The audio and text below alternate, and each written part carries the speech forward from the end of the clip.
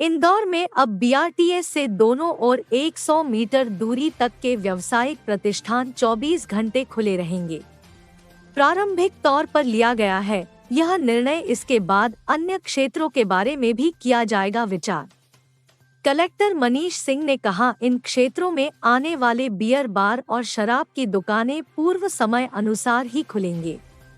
शहर की अर्थव्यवस्था को नई रफ्तार देने के उद्देश्य से स्टार्ट अप प्रोग्राम के तहत शहर के कुछ हिस्सों को 24 घंटे खुला रखने के संबंध में सिटी बस ऑफिस में बैठक आयोजित की गई।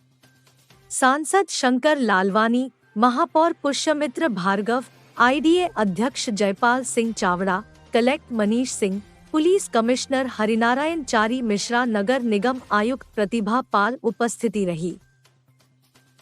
26 जनवरी को माननीय मुख्यमंत्री जी ने इंदौर को स्टार्टअप कैपिटल बनाने के लिए एक वर्कशॉप आयोजित हुई थी, एक कॉन्फ्रेंस टाइप की आयोजित हुई थी, जिसमें माननीय मुख्यमंत्री जी स्वयं आए थे और उनके सभी जितने स्टार्टअप ग्रुप्स हैं इंदौर के, बाहर के जो स्टार्टअप्स में जो इन्वेस्टर्स हैं अलग अलग कैटेगरी के, सब आए थे। उसमें देश से अन्य शहरों से भी स्टार्टअप्स आए थे और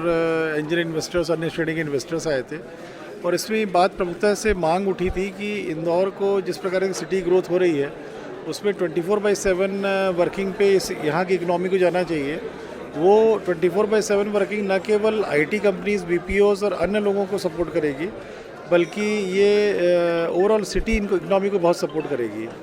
सीएम साहब के बड़े क्लियर इंस्ट्रक्शंस थे कि इस लाइन में कार्य करना चाहिए। उन्होंने उस समय जो डिमांड उठी थी उस समय सभी लोगों को बोला भी था कि इसमें वर्क करेंगे, तो उसके लिए वर्किंग हम लोगों की चल रही थी।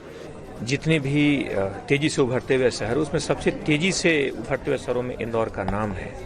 और बहुत सारी ऐसी कंपनियां, बहुत सारी ऐसे मुख्य तौर पे इंफॉर्मेशन टेक्नोलॉजी से जुड़ी हुई कंपनियां यहाँ पर आना चाहती हैं। ऐसे में आवश्यक है कि शहर को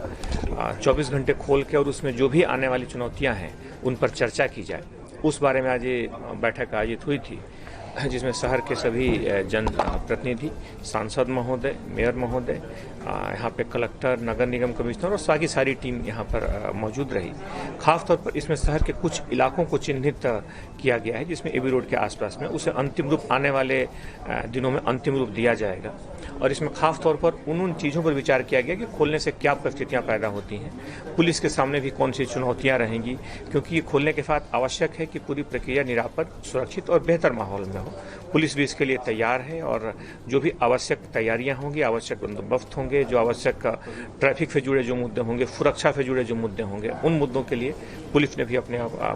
आप को तैयार करेगी। बहरहाल इसे आने वाले दिनों में अंतिम रूप करके शीघ्र ही इसके बारे में विस्तार से घोषणा की जाएगी। पिछले लंबे समय से इस बात पे विचार चल रहा था कि 24 घंटे इंदौर खुले, व्यापार की दृष्टि से, विकास की दृष्टि से और इंदौर के आईटी सेक्टर को विशेष रूप से प्रमोट करने की दृष्टि से।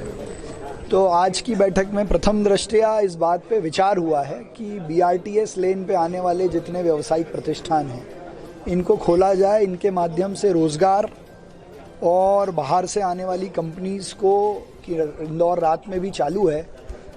उसको बढ़ावा देने के लिए प्रथम दृष्टया बीआरटीएस, बाद में जैसा माननीय सांसद जी ने भी आपको बताया कि इंदौर के अन्य व्यावसायिक क्षेत्र या ऐसे क्षेत्र जहां पर नाइट में बाजार खोलने से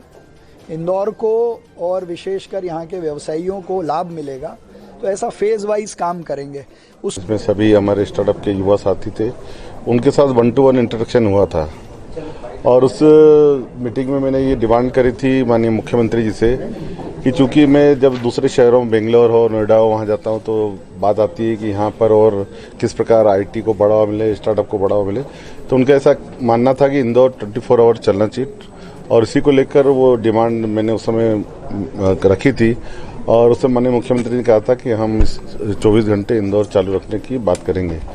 और उन्होंने कुछ आदेश भी निकाले थे, लेकिन चूंकि अभी आचार संहिता थी उसके बाद हम बैठ नहीं पाए थे। आज इसमें हमने प्रारंभिक चर्चा की है कि किस प्रकार कौन कौन से एरिए